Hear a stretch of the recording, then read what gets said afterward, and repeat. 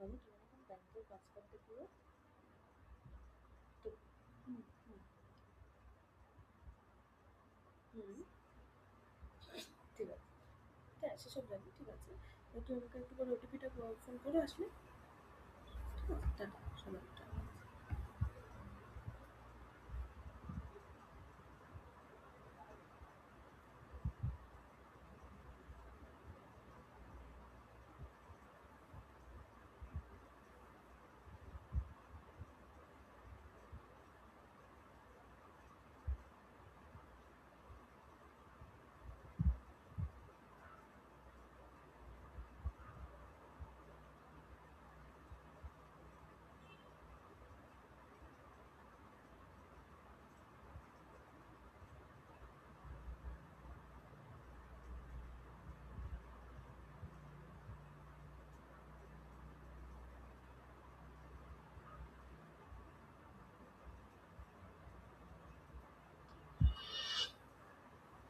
হ্যাঁ,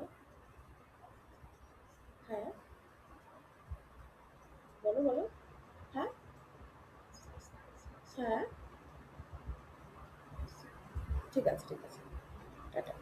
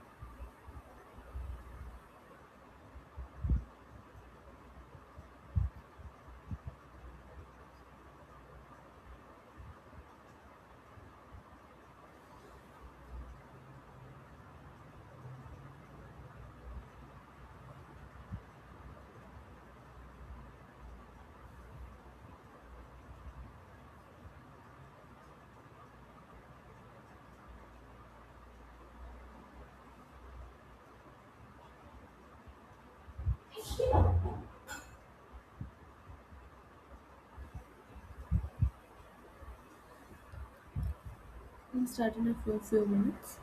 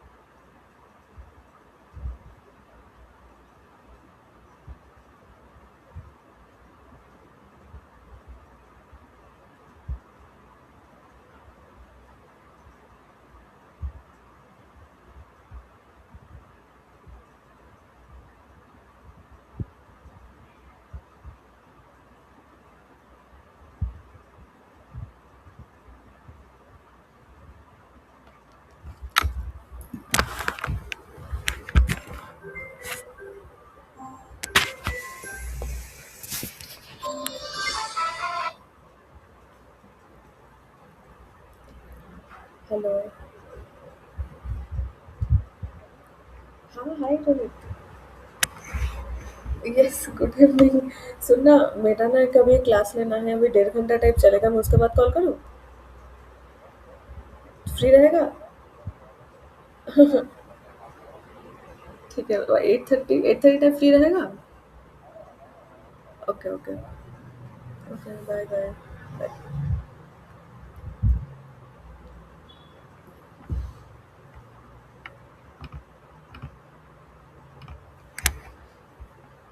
Good evening and welcome to week 4 of the TA session of Design of Steel Structures taught by Professor Damodar Maiti.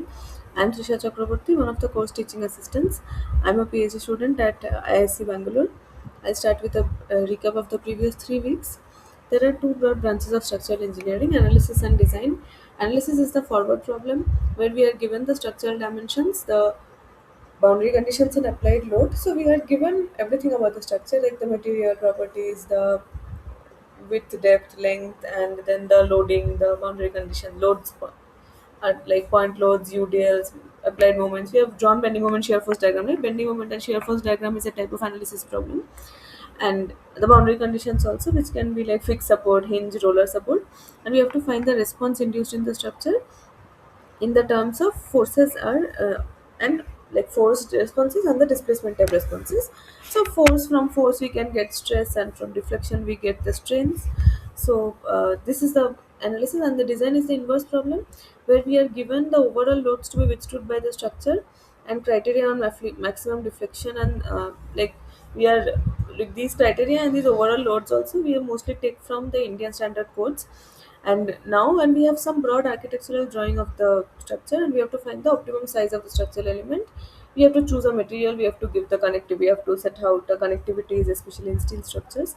So all of this is up to us, like what are we going to choose, and there is no one answer. Since in an inverse problem there is no one answer, there can be several design configurations which are satisfying whatever we need to satisfy.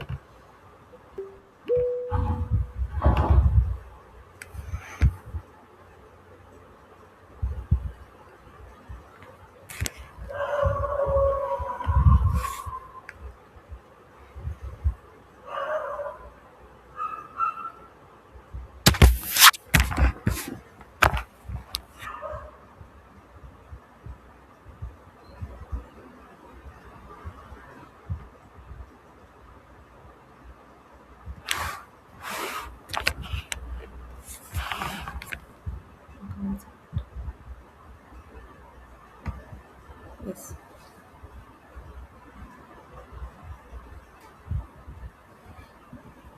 So the analysis can only have one answer because it's a physics kind of problem. Design is a decision making problem, so there can be several configurations which satisfy the required criteria. And we this is a course on steel design. We look at why we use steel and when we use concrete. Concrete is the most versatile material for construction. It is cheap. It is easy to cast at the mix and cast at the site.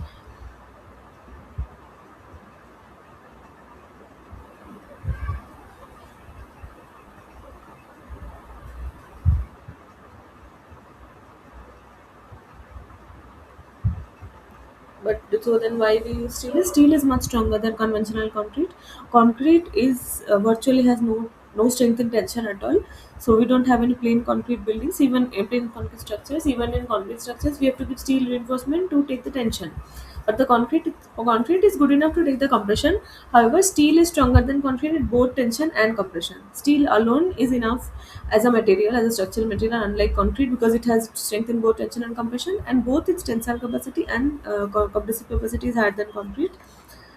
It also has a high strength to weight ratio because of low density, and also because generally the cross sectional area of steel sections is much lesser than concrete. So the structures are lightweight, which reduces the self weight of the structure, which is the dead load.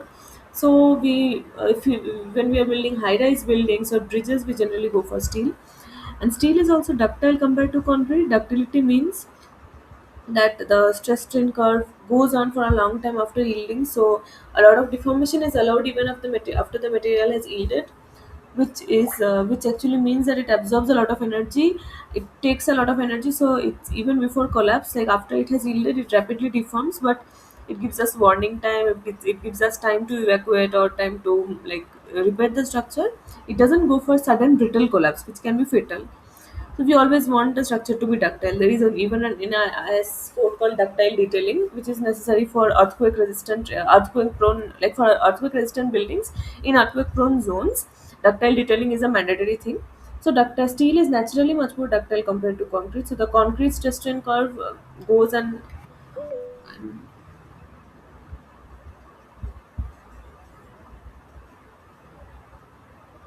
I don't think I've shown this before. Concrete stress strain curve.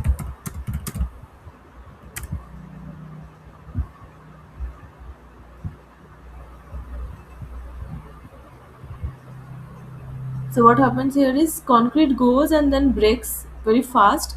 Steel yields and then there is a this large part is there after yielding which is where it is a deforming, and the stress is increasing a little bit like at a lower slope. So the overall concrete stress strain curve is much lower here because the strength itself is less, but it also breaks faster. So the strain along the strain axis it breaks faster. So basically, uh, it means that the fact that the concrete doesn't go as high, the concrete sustain curve doesn't go as high as steel, it means that it is less strong than steel. And the fact that it and the along the strain axis it doesn't go as much, that means that concrete is less ductile than steel. However, steel is much costlier than concrete, so we don't, since we as civil engineers have to build structures which are economical as well as safe, we usually are sparing with steel. We generally don't go for steel structure unless there is some actual requirement for that, because it will automatically increase the cost and it has to be cost effective. Why do we need design? The components individually and the entire structure should withstand the load throughout its lifespan, satisfying serviceability criteria.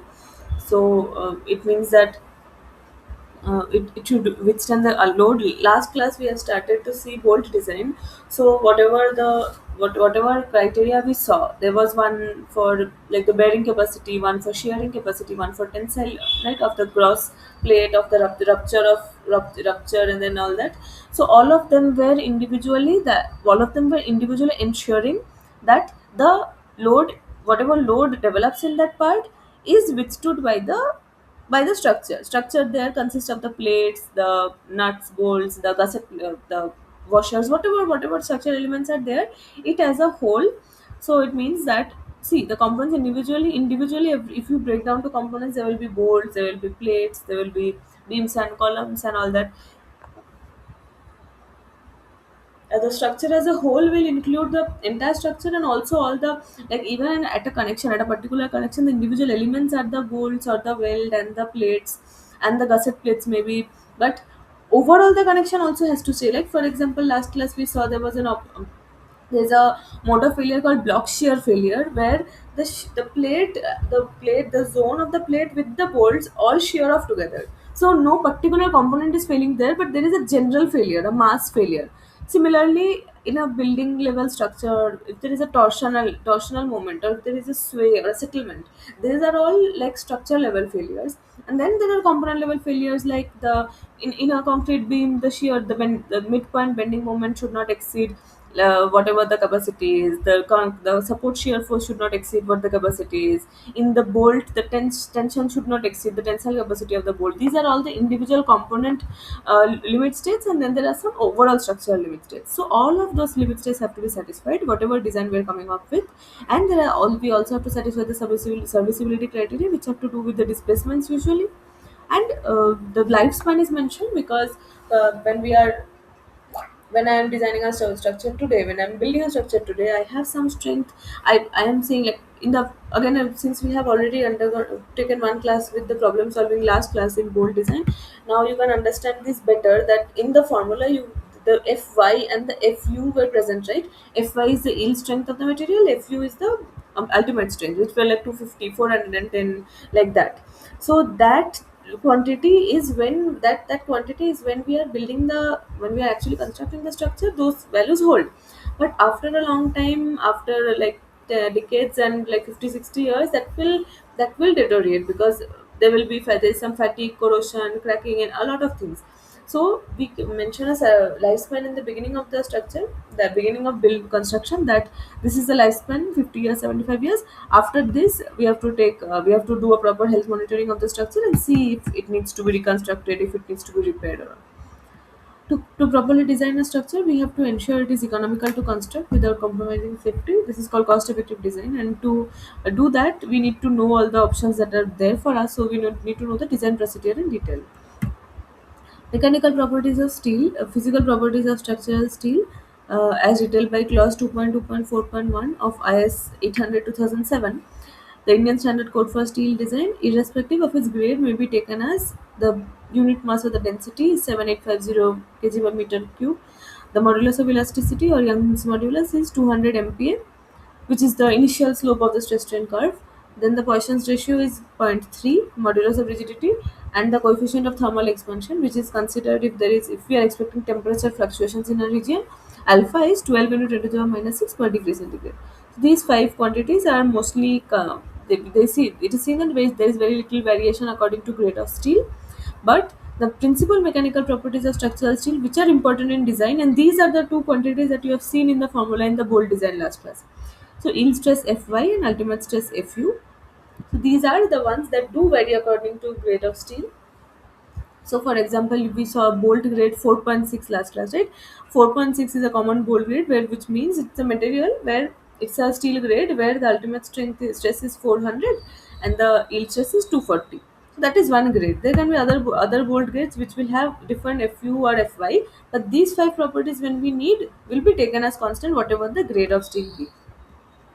Now these are some roll steel sections which we are yet to encounter properly. In like we will see when we go for tension members. I think before that, right now we are just working with plates. So plate is this. Plates or flats, like we have so far encountered only these kind of things which we will drill and putting a hole, like we are drilling a hole and bolting it. But these are some standard Indian standard sections where this IS handbook number 6 or SP6, it tabulates all the weight for per unit length, the geometric dimensions, the moment of inertia, centroidal distance, other dimensions of various types of steel sections. These are joists or I sections, channel sections, angle section, T sections. Then these are some hollow square, rectangle, circle. These are bars, flats, places, solid sections. So all of these are usually they're like this, some standards, like industries are used to manufacturing these standardized sections, which means that the cross section is according to whatever the handbook is, and the length is unlimited or not unlimited. Like the length we can take whatever we want, like depending on the floor to floor height or depending on whatever length of beam we want. But these are the cross section. So this is the cross section we are fixing, and this length can be varied accordingly.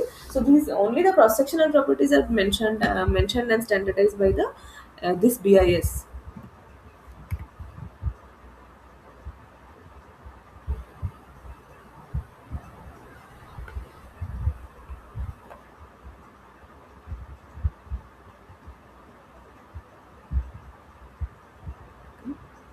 Now the stress strain curve, the elasticity curve, it is obtained by taking a cylindrical specimen and by doing a tensile test on it. Like the tensile force is increased step by step, and the gauge length, like there's some strain gauge or something, the a strain measuring device that measures the strain at each step. So the force is ramped up in steps, and so we get the stress at every step, and we also measure the strain at every step. So we can draw the stress strain curve like this, and the A, B, C, D, E, and F are the main points. So C, D is like this is the yield point. We can see yield point is very easy to identify in a curve because we can see there is a sudden drop in the slope, which means that the deformation is rapid compared to the stress it provides. Here the stress was increasing, like a little bit of strain provides a lot of stress. Stress here is a resistance, right? Strain is a response and stress is a resistance. So A is a limit of proportionality, the point where the linear nature of the stress strain graph ceases. B is the elastic limit, the limiting point for the condition that material behaves elastically, but Hooke's law does not apply. For most practical purposes, it can be assumed that the limit of proportionality and elastic limits are the same. A and B are almost the same point. Beyond elastic limit, there will be some permanent set of or deformation. So after that, like if we load it once beyond B, even if we take away the entire stress, the strain will not go back to zero. There will be some residual strain. C and D are also very close together, upper yield point and lower yield point, the points after which the strain increases without correspondingly high increase in load or stress. So it has yielded, and that is the Fy point. E is the ultimate or maximum tensile stress. It is the highest point in the stress strain curve. The stress corresponding to this point is Fu. It is the point when necking starts. F is the fracture point, the point where material breaks. So basically, E to F is a zone where we cannot utilize the material anymore. After E, we have to say that now the material is gone. It's going to break anyway. It will deform a little more and break. But in the working stress method, we only used to take up to yield stress. So imagine we are assuming that yielding is equal to failure. So we are saying that this Fy is the maximum stress up to which we can load the material. But we are missing so much here. Like 250, this is 410. So 250 to 410 used to be an underutilized zone in working stress method design, which means that the material is safer, right? If I assume that my material, which has actually the capacity of taking 400 MPa, if I say that no, it can only take up to 250 MPa, that means I'm going to provide more material, I'm going to provide deeper sections, larger, stronger sections. So I'm going to make the structure safer. But I'm also increasing the material very unnecessarily. Unrealistically, I'm increasing it because there is a behavior of the structure which I'm just not utilizing. So the limit state method design came where we take Fu, we take ultimate stress in our formula, but we put a factor of safety in the denominator. So we are introducing some factor of safety. But say if we can actually take up to 400 and 410, we are taking up to 370, not 250. So it's like it's a trade-off. It is always a trade-off between how much safe we want the structure to be and how economical we want it to be. The more and more material we give, the more rigorous the design is, the safer it will be, but the cost will also increase. So it's always a trade-off. Like we cannot increase both safety and economical. We cannot increase both. We have to take a call. So right now, limit state design is followed across the world, and it has been like a lot of research has been done on it, and it is currently considered the best way of design. Modes of failure: bending, local buckling, shear buckling, web crushing and buckling, lateral torsional buckling, deflection. So all these buckling modes come in steel, which we didn't see it in concrete because the cross section area is so thin. Like the one dimension is 5 6 mm. That kind of cross section area we encounter. So obviously there is a chance of buckling. Buckling is an instability mode. It's not exactly a collapse mode. Like nothing breaks. Okay, nothing breaks then the material, but it like bulges. Instability means there's a deformation. There's a deformation failure. So buckling is technically a serviceability failure, but we consider it as a collapse limit states because it depends on the material properties. So these are also considered as limit state when we are designing a tension member. Suppose there will be limit states corresponding to all of these. Design philosophies, as I said, the working stress method and the limit state method. We are looking at like currently, since all the codes in the world, most of the codes in the world, and IS code also works with limit state method. We don't look at much in the details in the working stress method, though there are still some like in most of the IS codes in the appendix, we will be able to find there's some formula there for working stress. Then there are some structures like overhead water tank which used to be designed by working stress method till very recently. There was a very recent amendment. So there is a lot of things which when we go into the industry we get to know that there are a lot of things more than what we can possibly study in an undergraduate course. But technically most of the IS codes are still are working on limited method. So the limit state method of design considers all the relevant conditions pertaining to the limit states of strength and serviceability. The strength limit states are based on load carrying capacity of the structure, which includes buckling, fatigue, fracture, etc. Serviceability limit states are based on performance of the structure under actual application of service loads and includes deflection, vibration, corrosion, bonding, etc.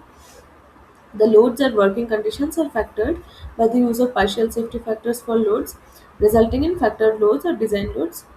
The normal strength of the material is called the ultimate capacity, and the corresponding design strength of the material is obtained by dividing the ultimate capacity with the partial safety factor.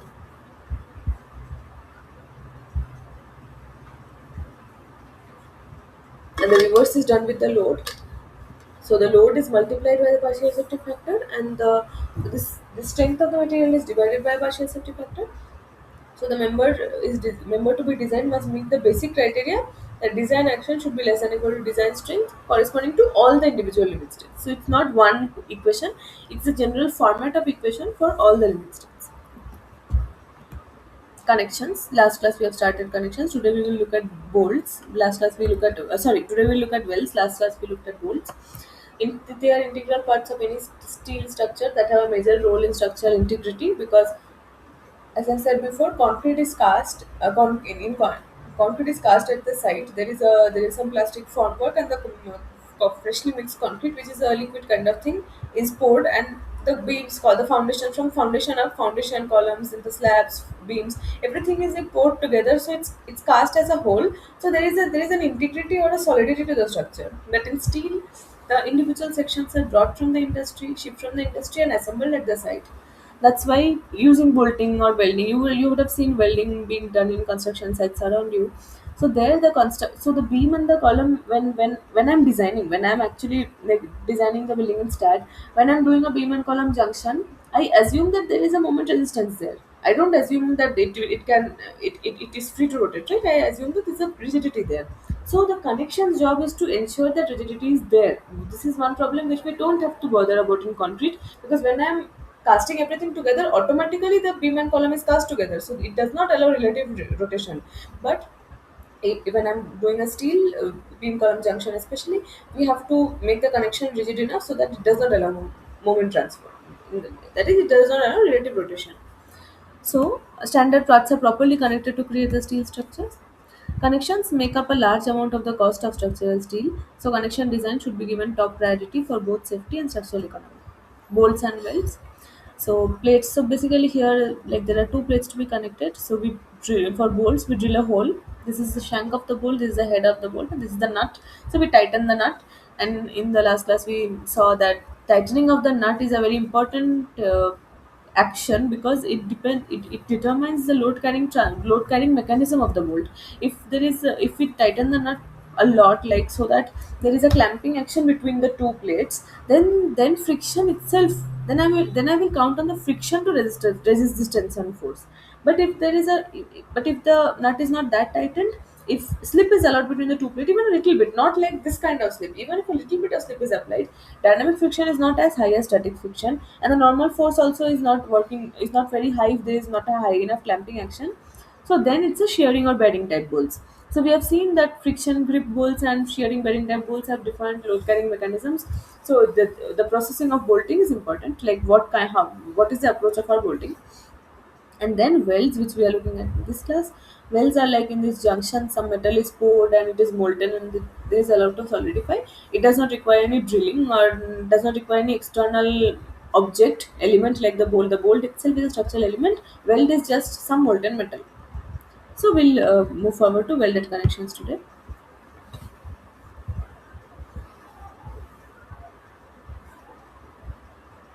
Give me 2 minutes, please.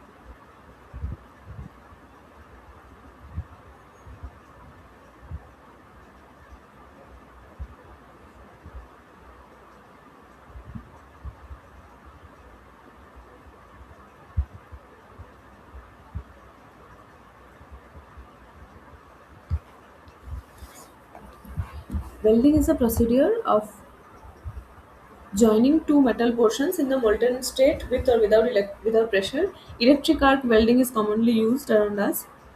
Part of metal to be welded is melted by using the electric arc or an oxyacetylene flame along the weld with a rod. The weld line with a rod, the rod is like taken along, and there is an arc which is the sparks, the golden sparks, which we are, as kids we are told that don't look at a welding directly. So it's the heat being generated. So when I'm moving the rod along the junction of the plates, like so, this is one plate, this is another plate. So we have a junction like this junction. Suppose I want to weld this line, so I'm going to take a rod along this line, and I'm going to like as I'm taking it along, I'm applying some heat, electric arc oxidized acetyl flame, so it's getting molten. So the part of the so basically the uh, everything there is everything like the plate and the metal of the welding rod, everything is melting a little bit. So there is the weld is like a molten bit is being created, and then after it solidifies, when the heat is taken away, eventually it cools down and solidifies, and then it is like wedged together. Arc heat will melt both the metal part and the rod at the same time. The metal part is a plate here. Fusion happens as welding rod material flows across the arc. Welding rod may be used, may be shielded or unshielded. In the shielded type, electrode will be coated with mineral compounds, producing gaseous shield, which helps to avoid oxygen and thus stabilizing the arc. These details we don't need; these are just qualitative details. Advantages: joint efficiency is 100%. Fabrication is in difficult structure is easy. Pure silence prevails during the process, even though small sound is heard during oxyacetylene welding. Compared to riveting, like riveting or bolting, the drilling you would have heard. Drilling in construction sites is a very annoying noise, and it's a like a huge nuisance. So this is a point here in favor of welding compared to bolting. Welding process is much faster. Welding process is economical because we don't need any extra elements. This method always provides rigid joints and minimum self-fit for structure, because again no extra structural element is being added. It's nothing solid is being added. It's just a bit of molten metal. Unlike bolts and nuts, which are solid pieces, right? Disadvantages: since welding is a hot process involving non-uniform heating and cooling, structural members will be subjected to distortion, resulting in more unwanted stresses. Welded structures are subjected to cracks due to non-provision of expansion and contraction. Very high labor costs since skilled labor is required. This is important. Bolting is an unskilled process which anyone like unskilled labor can do, but here welding is something which is like a skill intensive process. So you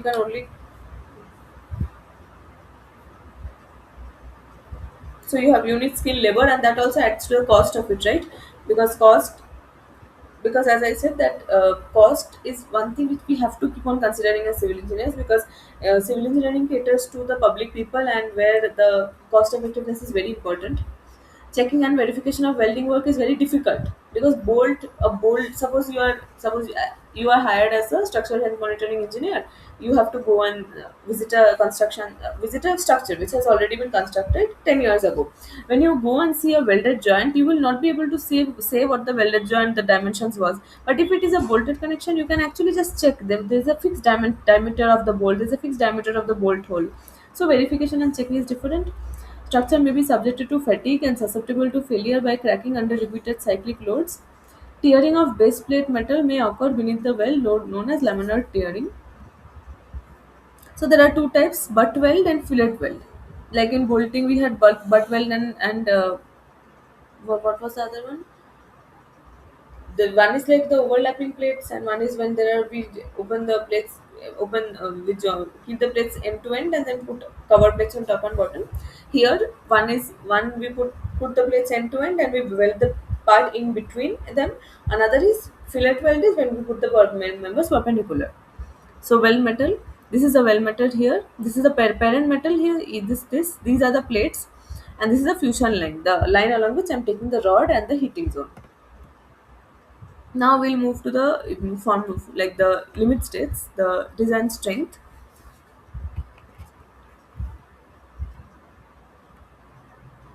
Okay, so first we look at the limit states, then we look at examples.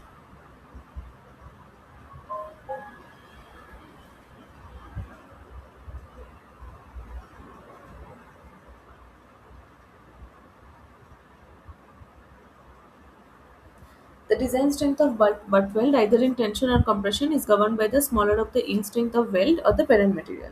Naturally, when when the stress at a particular point is taken by two different materials, then obviously the material which is weaker will fail first, because the stress is increasing, and then as soon as it encounters a weaker material, that will yield or break, so the other material won't get the chance to break. So I'm concerned with the fy here has to be the smaller of the yield strength of the weld and the parent material. So YW and FY, I'm going to take that. And then LW is the effective length of the weld. TE is the effective throat thickness of the weld. So here basically the formula C10, we know that stress into area is the strength, right? Force is stress is force by area. So force is stress into area. So basically what I'm doing here is Fy is the stress, LW into TE, it is the cross sectional area. Like the, if you look at the length of the, like look at the weld, imagine the surface of the weld, the length, and then there is a thickness. The thickness here is a throat thickness. The thickness into length is the cross sectional area, and the stress is spread across to the cross sectional area. So the stress into the cross sectional area is equal to the tension, and we have a partial safety factor in the denominator as we have in limit state design. Partial safety factor of weld is 1.25 for shop welding, 1.5 for site or field welding. This is a very important distinction. Like in questions, you will be, it will mention whether it's shop welding or field welding. It's not a big deal, but look at the concept behind this. Shop welding has lower partial safety factor, and site welding has higher partial safety factor. This means that since we know it's a known fact, right, that in a shop, in an industry, in a factory, there is more quality control. There is greater guarantee of that I'm saying the strength is this, then the strength is likely to be exactly that. But when something is happening in the field, there is a lot of chances of discrepancies and uncertainty creeping in.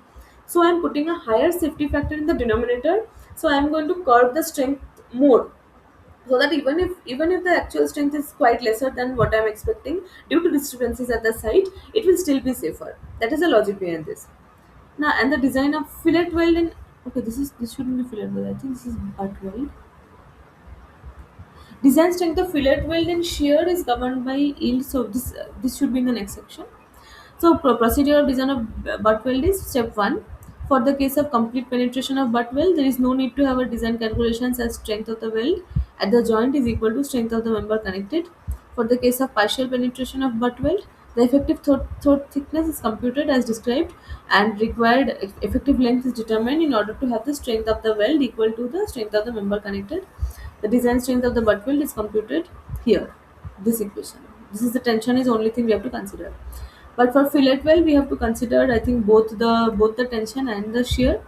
The design strength in a fillet weld is given by FWN is the nominal strength of fillet weld, which is FU by root 3, and the design divided by this partial safety factor. The design strength of fillet weld is a function of throat area given by LWTT. LW is the effective length of fillet weld. TT is throat thickness of fillet weld. S is the size of the fillet weld. FU is lesser of ultimate strength of weld or parent material.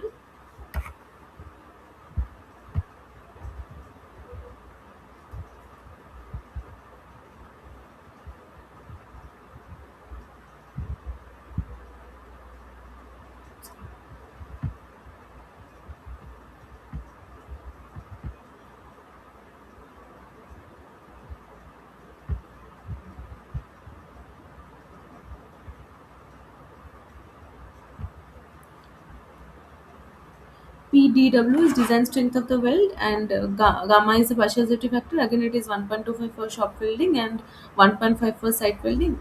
And the equation is like LW into TT into FU divided by root 3 gamma.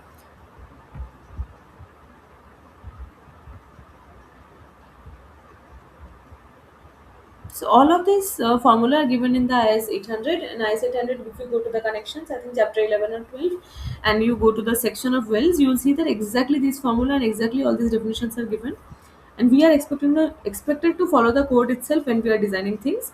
So usually in exams, you are given the formula or you are given the IS code, you are given access to the IS code. Design of fillet weld.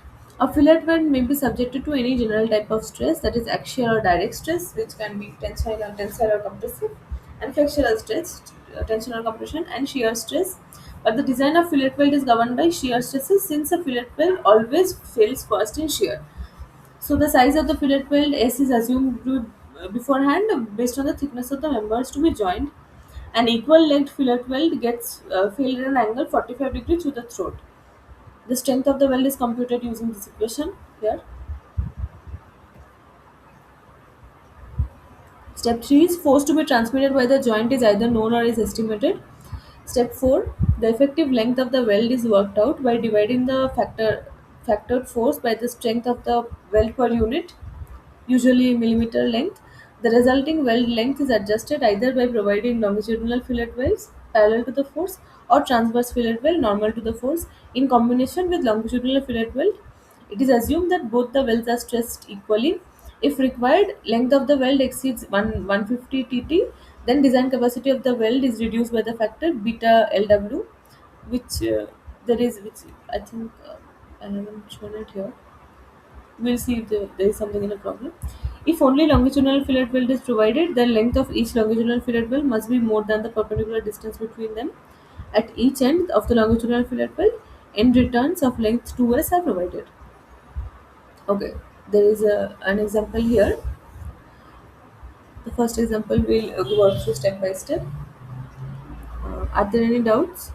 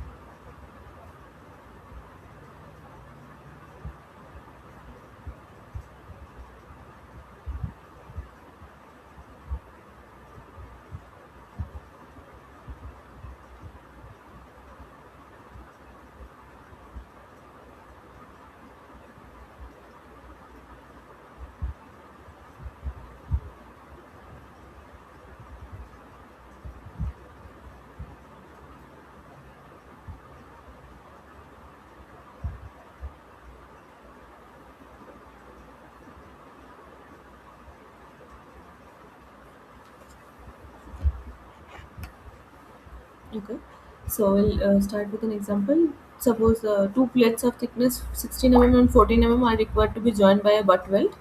The plates are subjected to a factor tensile force of 400 kilonewton. The effective weld length is limited to 180 millimeter.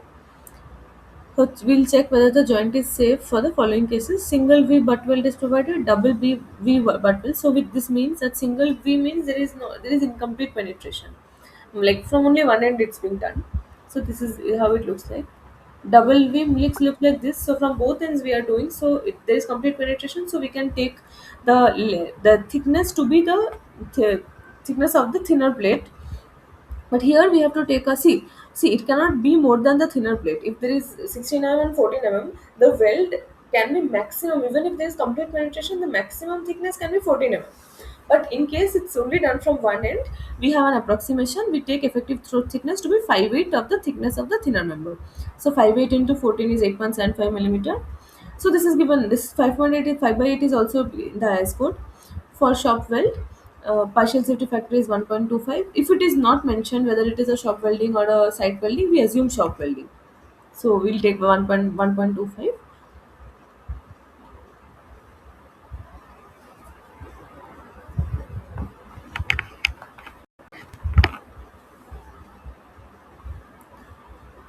And so we have the TE. Now the and we have the gamma MW. So for now the effective length of the weld is given 180 millimeter. So now we'll take the strength of weld is LW into TE into FY divided by gamma MW. FY here is given, that assume FY is 250. So be consistent with the units. We are working in Newton and millimeter completely. So 180 into 8.75 into 250 divided by 125, it is 315 kilonewton. And the factor tensile force required is 400. So it is not safe, right? If my like my maximum length I have taken, the thickness I have like the maximum thickness I have taken, and I am finding that the maximum strength my weld can provide is 315 kilonewton. So here see we have this quantity multiply and we are dividing it by 1000 to get it in kilonewton, because this 250 is in newton per millimeter square, and this is less than 400. So the strength of weld is less than factor tensile force, so single V butt weld provided is not adequate and is unsafe. Now let's see what happens when we give double V butt weld. For the case of double V butt weld, complete penetration of weld can be ensured. So effective throat thickness is equal to thickness of the thinner member, so 14, and rest everything remains the same. So strength of weld is LW into TE into FY divided by gamma MW. So 180 into 14 into 250 divided by 1.25. This is 504. This is enough. This is greater than 410. So the strength of weld is greater than factorial tensile force. So double V butt weld is enough. Single V is not enough. Okay. So this was a simple question, just a direct formula based question.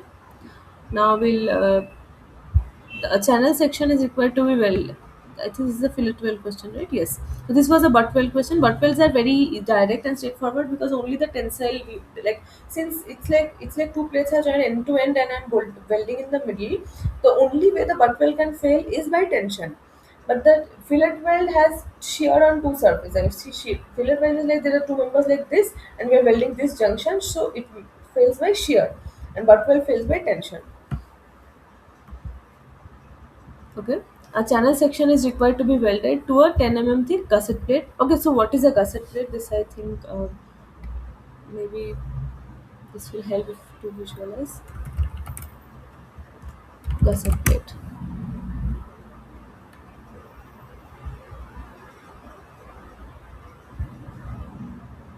See what happens here. This is a junction. This is an important beam column junction. Suppose this is a column. This is an I section. You can see these are the web, and these are the flanges, and this is the web.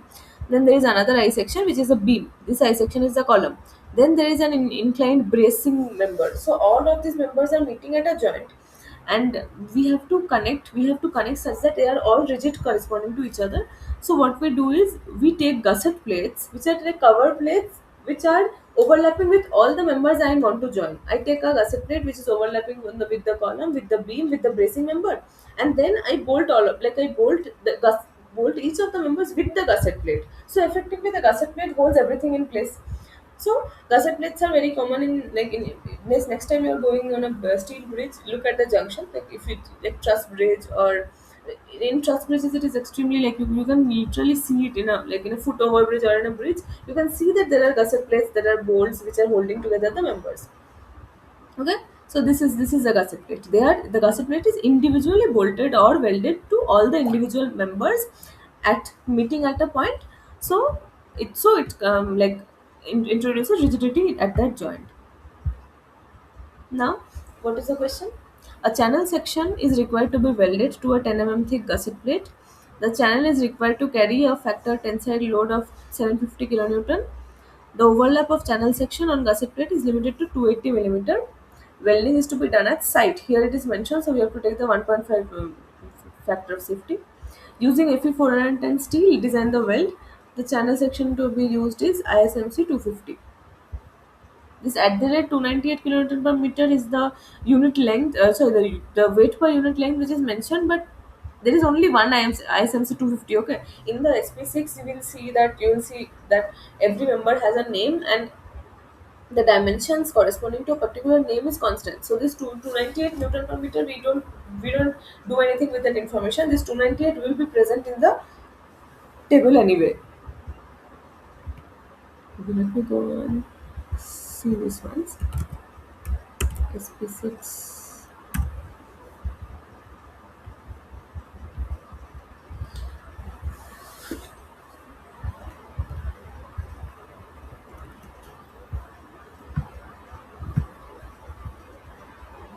It will actually be. It is actually much helpful if you guys examine these codes sometimes, so you get comfortable with using these, like with the terms and all.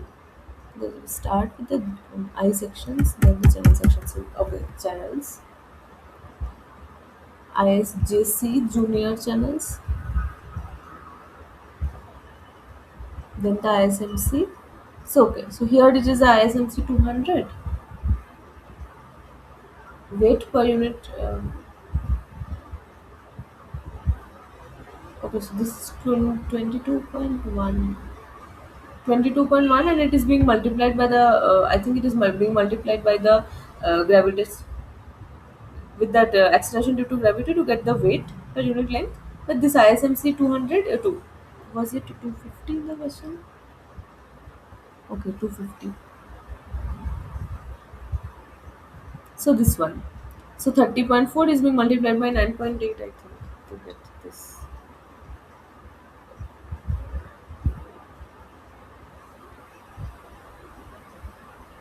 Yes, 30.4 into 9.8 is 297, 298. So that is the, but this is ISMC 250, so all its properties are given along this row. So we probably don't need it from the for the question, but this is just to show that if ISMC 250 is mentioned, you can go to this SP6, which is available on the internet, and you can find out all its properties along this row. One page, and the next page will also have this, because there are like it's like the left page and the right page, all across it a column goes according to each section. So here the ISMT 250 is there again, so this line is also belonging to that.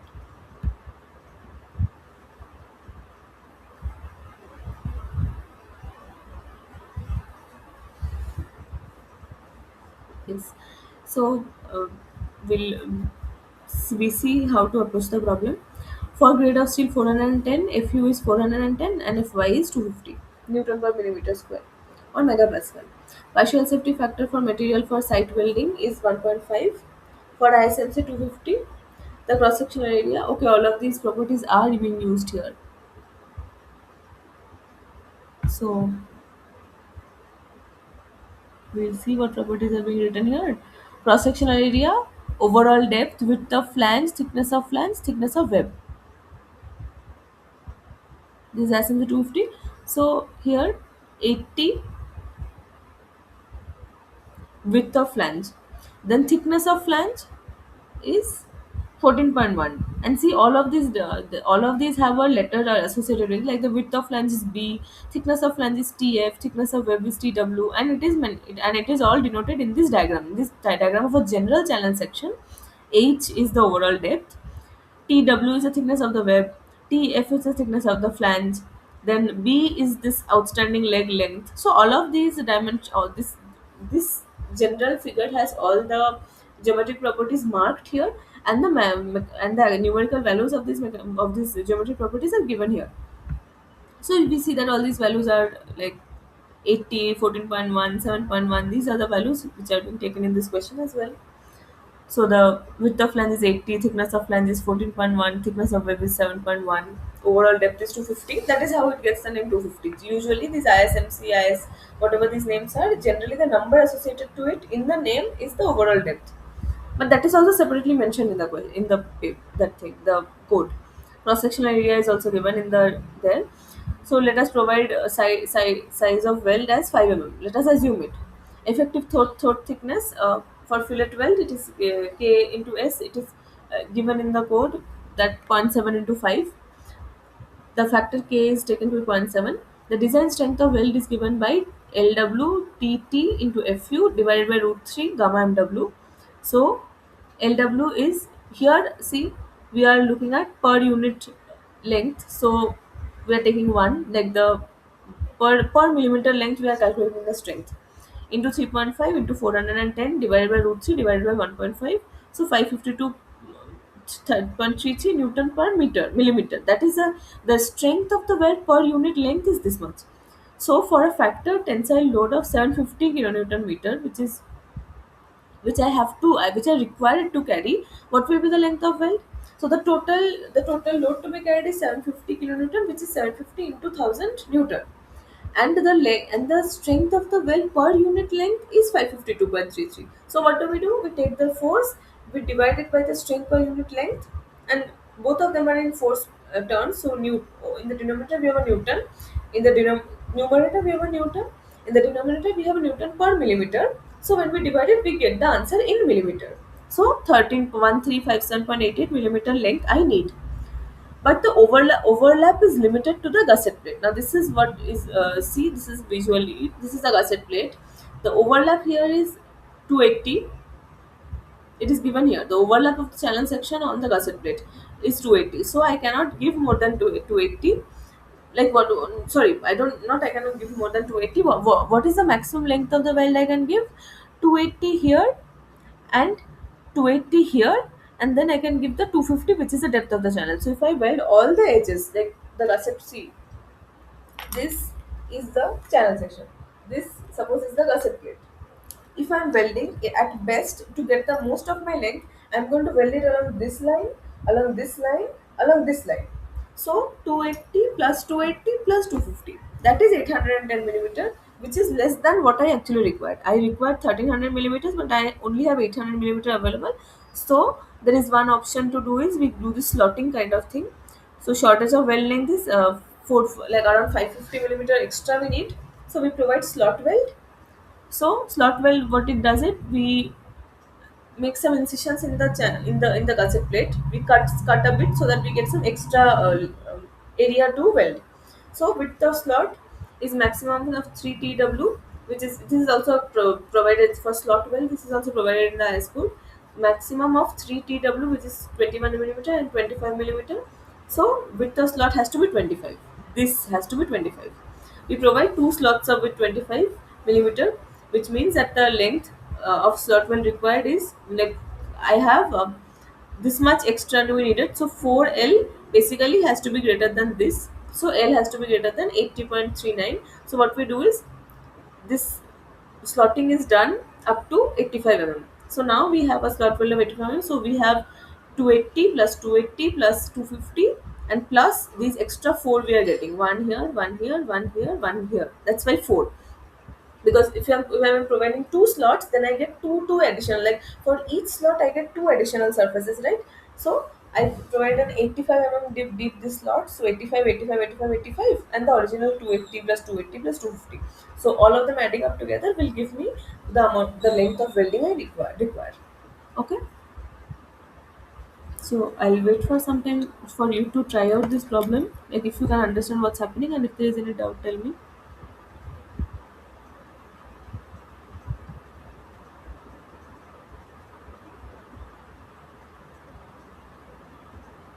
Welds are actually easier than bolting, because bolts have multiple ways of failure, but welds generally have very straightforward, like only one limit state associated, so it's not a big deal. We don't have to calculate the maximum of multiple limit states. We don't even have to visualize the load transfer mechanism as much as we have to do in bolting.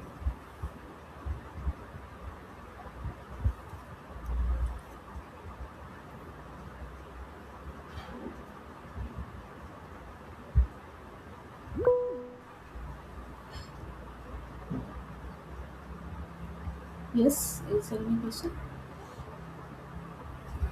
What is the reason? Ma'am, Ah, okay. uh, So can you hear me? yeah, I can hear you. Yes. So Where there you taken cross section area, or can you show the question? yes, Yeah, there is taken cross section area. How can you take? You're assuming it. this cross section area. No, no, I'm not assuming it. It No, is but this, right? 3/8. This one. yeah. Overall depth or also all. Oh, okay, see in this code, ISMC 250, this 3867, this is the cross section area in centimeter square. So corresponding to ISMC 250, I have 3867 38.67 centimeter square. So when we convert it into millimeter square, we get 3867. So that is why it is taken here. This is not being used in the question here, but this is how we are getting. Is that clear? Yes, yes, yes. Again, in the formula given, how can you find a TT value beside LW? TT value, we are this TT we are assuming, okay, the size originally we are assuming something. We have to, like in design, I have told you in the beginning that in design we have to first propose some, like some dimensions, some materials. Then we will see if this is enough for whatever the requirements are. If it is not, we will increase the length, increase the size of the weld, increase the length of the weld, and do it. So this is an assumption. The original size of the weld we are assuming. Now you have to have some idea. You cannot say that let us provide a 50 weld. You have to have some idea what kind of size you can provide. So 5 6 7 10 like that we can propose. So I'm saying let us take a 5 weld, and the effective throat thickness is zero point 0.7 into S, that is given in the IS code. So I'm taking TT to be 3.5 here. Is that okay? Okay, thank you. You could take Thank 6 you. See, that's why I say design does not have a single answer. You can start this question assuming a 6 weld, and you will have a different answer, and yours will also be correct. The whole point of design is to reach something that is safe, but it cannot have a unique answer. Okay, and what is the reason behind taking a thickness 5/8 of thinner plate? So you see, one thing here is the reason. I can at best what we can say is the rationale behind taking a factor upon the thinner plate. The reason here is, what is the reason of taking the partial safety factor as 1.1? I can say I will take 1.5, I will take 1.1, but those things are given in the codes. And there is a, like behind the codes, there has been a lot of research, and there have been certain safety standards which are being met by these, by all of these factors. But why we give a factor at all? It means that, so we are, when we are welding two plates, but well, we only do welding from one end. We cannot guarantee that it has penetrated entirely. So we take 5.5 by 8 is like, it's like we are taking some fraction of the thickness. We are saying that no, the weld has not penetrated entirely. Let us take 5 by 5 8. It's also, it's not a, technically it's not a safety factor, but that is also effectively serving as that, serving as an approximate, because we don't know, we can't exactly measure how much it is penetrating. So we are taking 5 by 8, and this is also there in the IS code. So everything we are designing, we are actually directly following the IS codes. Okay, is that clear?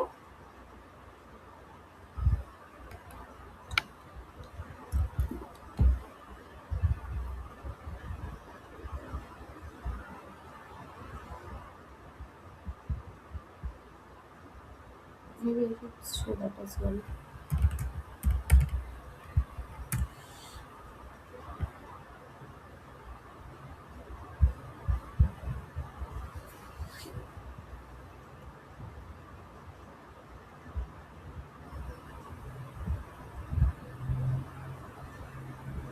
Laser welding 78.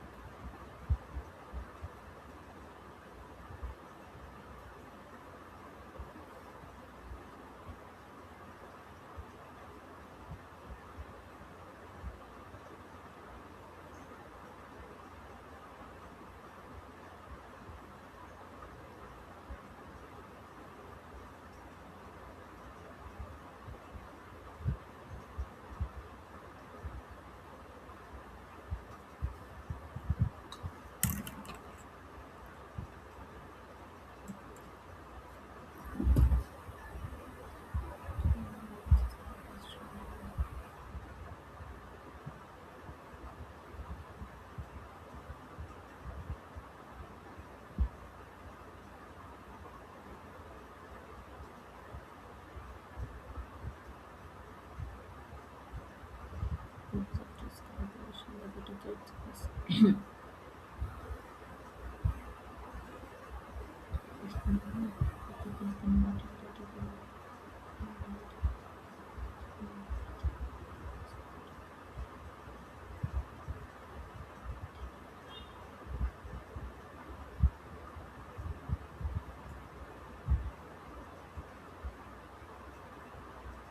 I can't find it. One second, I'll see where it is. It will be there somewhere.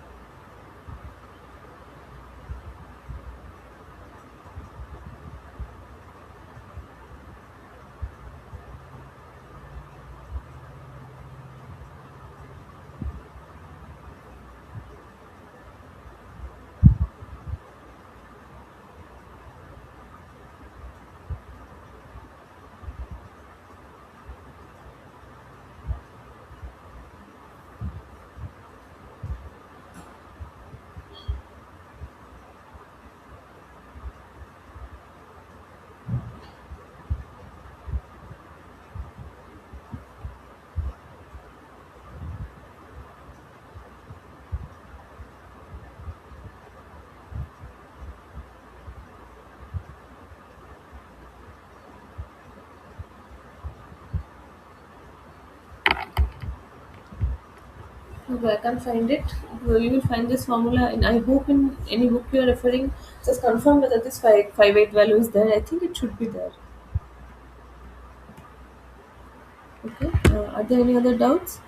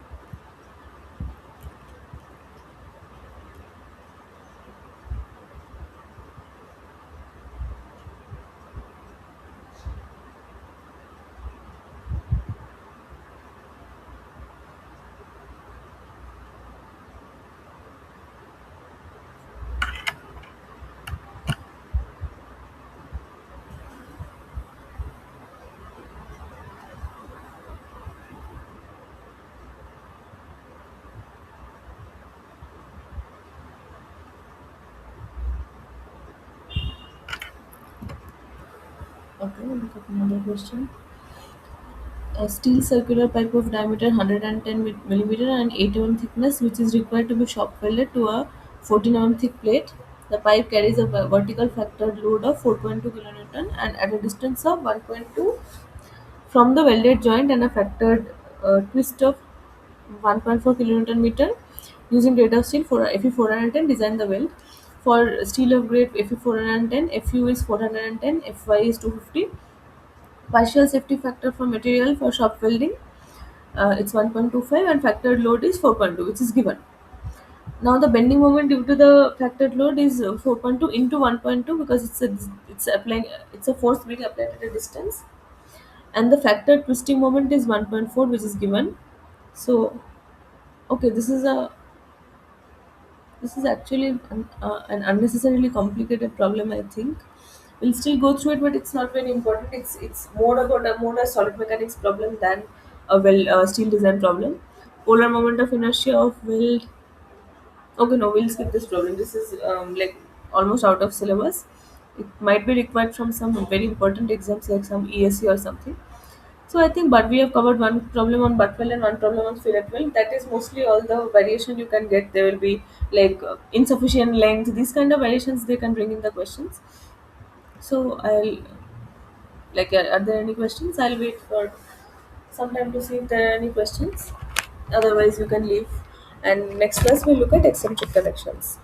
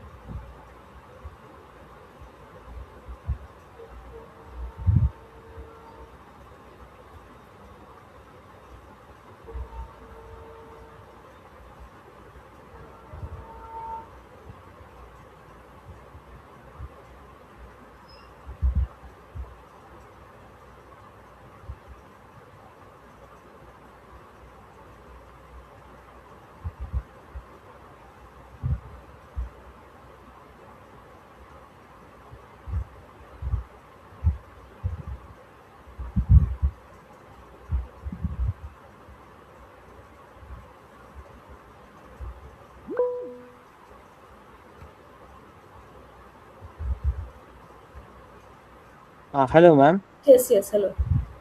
At the slide number 26, can you explain this how you can take in depth and length? Uh, The 26, 26, 26. this one.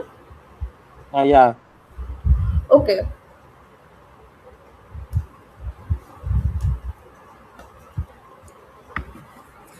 So I need a total. This part you've understood that I need to generate a total length of 1357.88 millimeter.